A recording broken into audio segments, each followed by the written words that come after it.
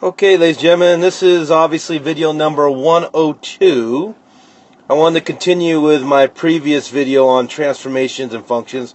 Again, I'm not going to get to everything, but I want to add a few more things and follow up on a few more things from the previous video. So here we go. Don't forget, I have other videos on Novi Math and Novi Math Stars on YouTube. Okay, enough said. So, this function you should recognize, guys, and if not, you have to try to remember when you see a graph that goes just like as shown there, a negative version would go like this. So if you saw a loop the other way, this would be a negative square root. What we have here is a positive square root function. But whenever you see an arc go like that, well, you should recognize that basically as a square root function. Okay, and you're going to be doing a lot more of these weirder functions in the upper level math classes, IM3 and Trig Pre-Calc. Alright, enough said there. But anyways, let me clean up here a little bit. So hopefully you recognize square roots and negative square roots, okay? But following up on the last video, I want you to notice, first of all, this one is a little different because there is no maximum value, is there? There is no maximum because this graph keeps going up forever and ever. Keeps going to the right forever and ever. Okay? So hopefully you understand that idea. But I guess you could argue it does have a minimum value, right? And its minimum value is at that starting point, -6, is it +1. Now, that leads to something interesting, though. Okay? So, hopefully you agree the minimum is at -6, +1, sorry. But also that point is significant because notice this graph does not go further down, does it? It doesn't go further down. Okay? It starts exactly right there at -6, 1, and then, of course, it goes forever to the right, up and forever to positive infinity. Okay? So hopefully you recognize that. But since we're talking about transformations, I just told you that it was basically a square root of x function. Well, that's not exactly right, you see, because a square root of x function would have started middle at 0 and then shot up to the right. Okay? Instead, it's going to be a square root of x plus 6 with a +1. Now, how do I know that?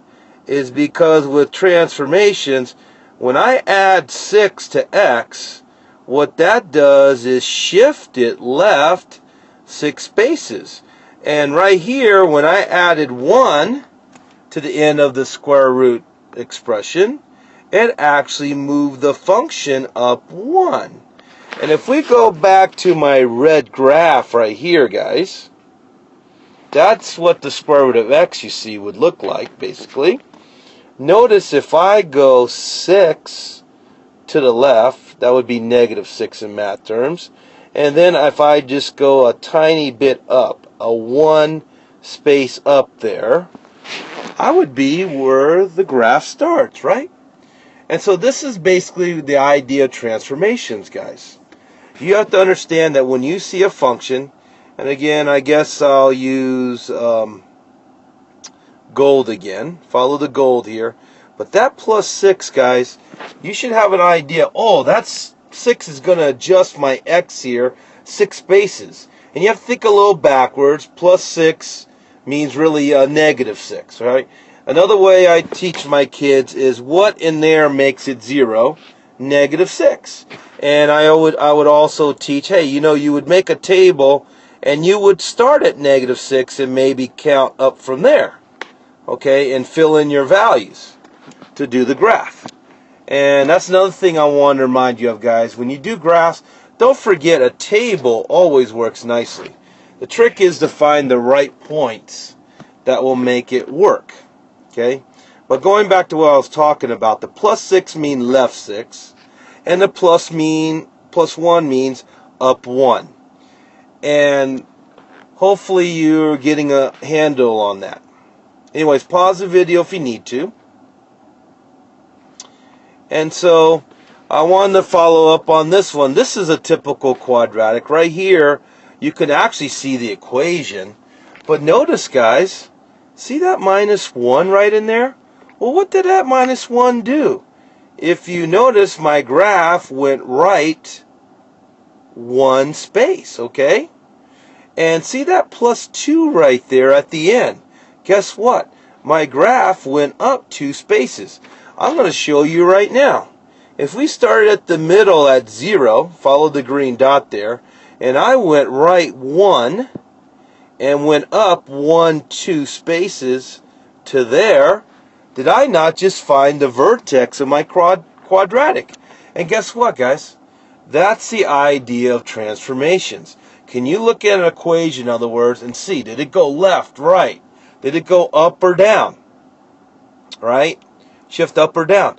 Now another thing, speaking of up and down, notice the negative number or coefficient in front. A normal parabola goes up, doesn't it? So a positive x squared, you see, would go up. Y equals x squared plus or minus something, okay? Well, notice how this graph opens down, right? Why is that? Because of that negative 1/2. Okay?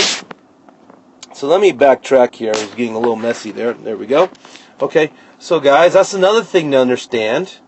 If you follow the purple one more time here, a negative number in front of my x squared expression is going to flip. It's going to do a reflection.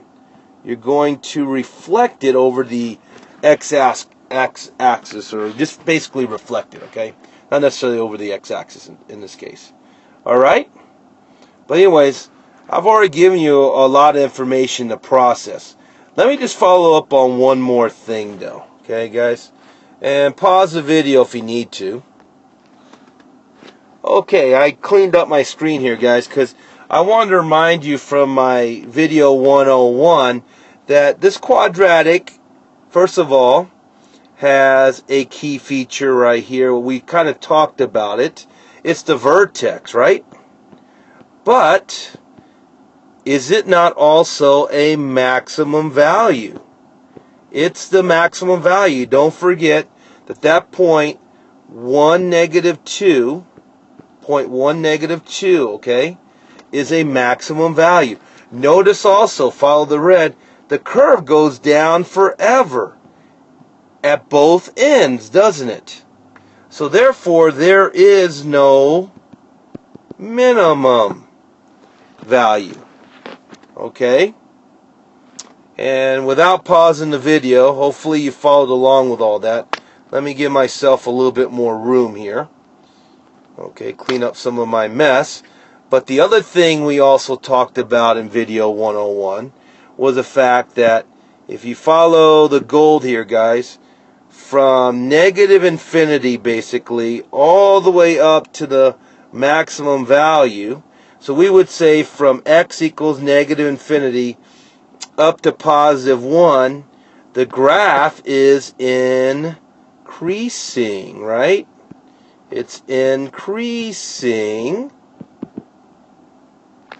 Whereas, follow the green, from the maximum going in the positive direction, but it's going down, right?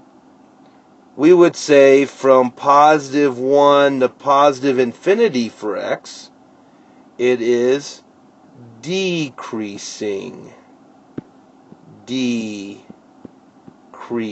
okay? I ran out of room there. I'll just add ing right there. Okay, so guys, I think I've done enough for this video for sure. Until next time, bye.